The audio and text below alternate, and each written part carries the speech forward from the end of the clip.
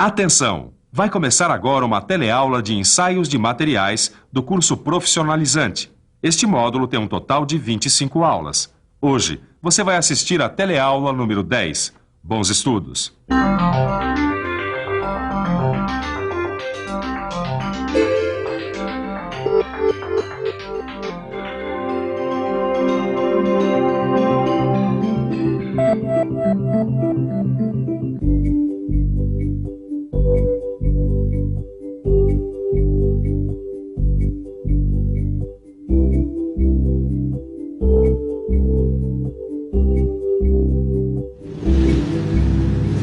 Você já reparou como muitas vezes no nosso dia a dia a gente precisa usar o esforço de torção?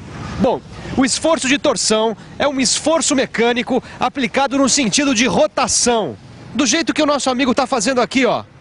Só que muitas vezes o material não aguenta o esforço e se quebra. É por isso que é muito importante a gente conhecer o ensaio de torção. Na teleaula de hoje, você vai conhecer o tipo de força que provoca a torção, vai conhecer o momento torsor, vai ver também como é feito o ensaio de torção e conhecer suas fraturas mais comuns. O ensaio de torção é simples de ser realizado, mas para obter as propriedades do material ensaiado, a gente precisa fazer alguns cálculos matemáticos e também precisa usar os dados obtidos no ensaio de tração. Fique ligado, porque a nossa teleaula está começando.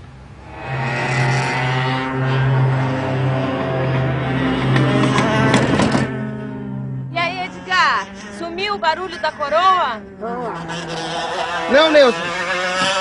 Ainda tem uma vibração, mas eu acho que não é na coroa não, viu? Eu acho que é no eixo traseiro. Opa, então a gente vai ter que dar uma olhada nele, né? Vamos ter que revisar. Escuta, você sabe que tipo de ensaio é feito no eixo? Sei sim, é um ensaio de torção. Mas eu acho que antes a gente vai ter que saber o que é rotação e torção, viu? Para entender melhor a torção, imagine um corpo cilíndrico preso por uma de suas extremidades.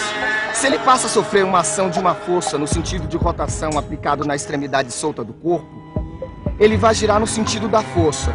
Como na outra extremidade existe resistência ao movimento, o corpo sofrerá uma torção no seu próprio eixo, podendo até se romper.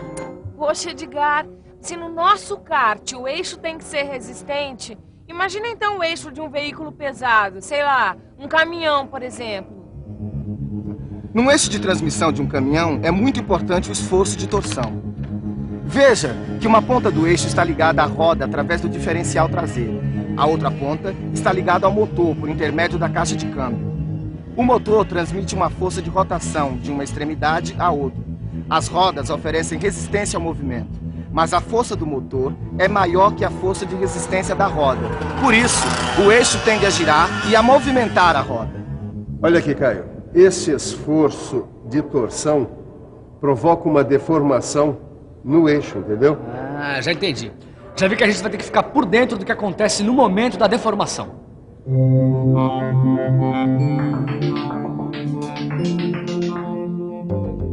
No momento da deformação elástica, a letra D é o diâmetro do eixo e L seu comprimento. A letra grega φ minúscula é o ângulo de deformação longitudinal. A letra grega θ minúscula é o ângulo de torção, medido na seção transversal do eixo. E no lugar da força de rotação, a gente vê um elemento novo, o MT, que representa o momento torsor. Vamos fazer uma experiência para entender melhor o momento torsor. Vamos ver se alguém consegue desatarrachar o parafuso da roda usando essa chave de braço curto. Amigo, por favor, tenta afrouxar o parafuso. E aí, o que aconteceu? O cano é muito curto, não tem condição. Então, prolonga o braço usando esse cano aqui, vê o que acontece. E agora? Ficou bem mais fácil. Pois é, deu para perceber que prolongando o comprimento do braço fica muito mais fácil desatarrachar o parafuso. O momento de uma força é justamente isso. Ele não depende só da força aplicada, mas também da distância do ponto de aplicação. E o aumento da distância foi a principal responsável pelo afrouxamento do parafuso. Sabe, Edgar, eu fico imaginando que o momento da força tem que ser muito bem calculado numa corrida, por exemplo, durante a troca de pneus. Senão, Adeus, pódio. É, Neuza, você tem razão, viu? E para calcular o momento de uma força, a gente usa a seguinte fórmula. Ó. Momento da força é igual a F maiúscula, que é a intensidade da força, vezes L maiúscula, que é a distância do ponto de aplicação ao eixo do corpo sobre o qual a força está sendo aplicada. De acordo com o Sistema Internacional de Unidades, a unidade do momento é o newtonmetro.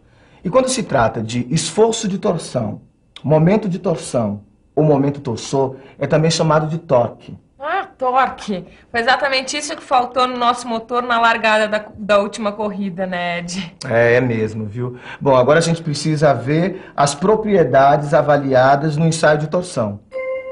A partir do momento torsor, do ângulo de torção, a gente consegue um gráfico parecido com aquele do ensaio de tração, ó. É mesmo, Edgar. Aqui dá pra ver direitinho, olha. O limite de proporcionalidade, o escoamento, o momento de ruptura e o momento máximo. Estas propriedades são determinadas do mesmo jeito que no ensaio de tração e têm a mesma importância, só que são relativas a esforços de torção. Quer dizer, na especificação dos materiais que serão submetidos aos esforços de torção, é necessário levar em conta que o máximo torque aplicado ao eixo tem que ser inferior ao momento torsor no limite de proporcionalidade. Muito bem, agora nós vamos ver o corpo de prova para ensaio de torção. O ensaio de torção é muito usado para verificar o comportamento de produtos acabados, como eixos de transmissão, barras de torção e partes do motor que possam sofrer o esforço da torção. Tá. E esse corpo de prova aqui? Ele é usado para verificar o comportamento do material. Olha só. Para melhor precisão do ensaio, são usados corpos de prova de seção circular cheia ou vazada, quer dizer, barras ou tubos. Corpos de prova como esse são fixados ao aparelho por meio de garras. E quando é que as dimensões do corpo de prova são padronizadas, hein, Silva? Quando este ensaio é escolhido como critério de qualidade do material. Em situações especiais, como a verificação dos efeitos de vários tipos de tratamentos térmicos em aços, principalmente naqueles em que a superfície da peça ou do corpo é a mais atingida.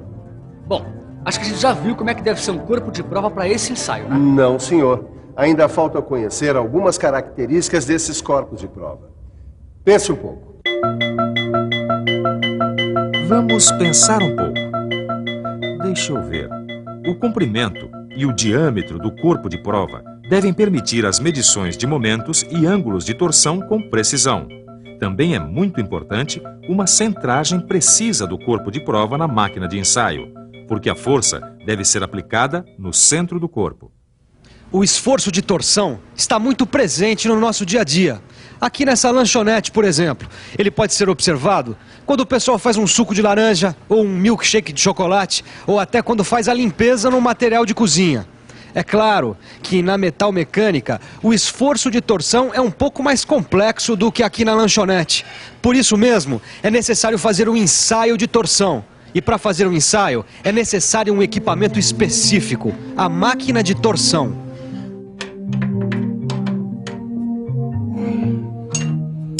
Pronto, Neuza.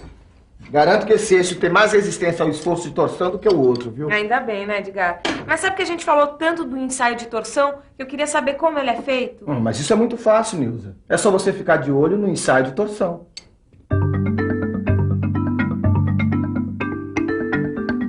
A máquina de torção possui duas cabeças, onde o corpo de prova é fixado. Uma dessas cabeças é giratória e aplica ao corpo de prova o momento de torção.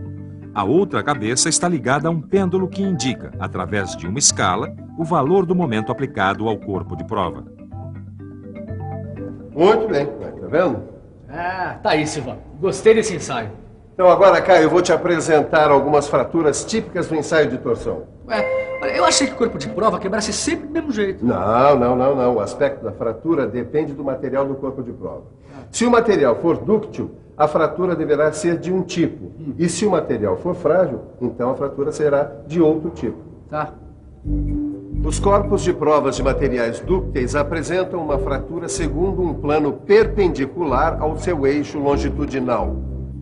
Esse é um material frágil e a fratura se dá segundo uma superfície não plana, mas que corta o eixo longitudinal segundo uma linha que, projetada num plano paralelo ao eixo, forma um ângulo de aproximadamente 45 graus com o mesmo. Ela é chamada de fratura helicoidal.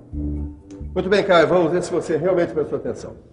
Imagine que um corpo cilíndrico como esse está sob a ação de uma força de torção de 20 newtons, que está aplicada num ponto que está a 10 milímetros do centro da seção transversal. Tá. Pois muito bem. Eu quero que você calcule o torque que está agindo sobre este corpo. Acho que essa é fácil. É só aplicar a fórmula do momento de uma força. Vamos lá. Momento de uma força é igual a intensidade da força vezes a distância.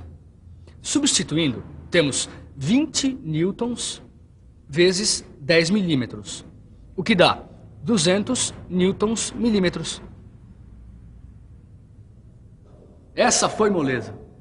E vai ficar mais moleza ainda se você prestar atenção na revisão que está começando agora. Atenção, se liga aí que é hora da revisão. Na teleaula de hoje você conheceu a rotação e a torção. Conheceu também o momento torsor. Viu quais são as propriedades avaliadas no ensaio de torção. E conheceu o corpo de prova para ensaio de torção. Viu como é feito o ensaio de torção e, finalmente, conheceu algumas fraturas típicas provocadas por este ensaio.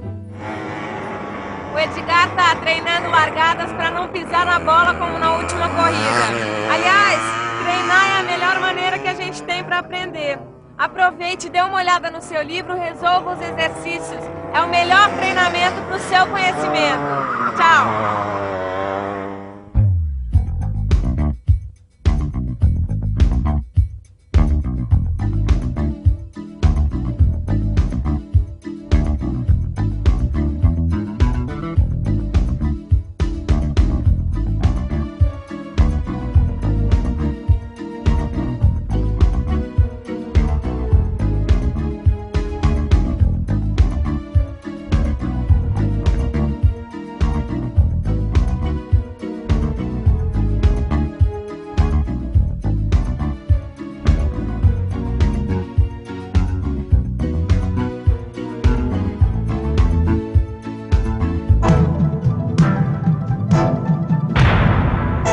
Telecurso 2000, um programa de educação do Sistema Fiesp e da Fundação Roberto Marinho.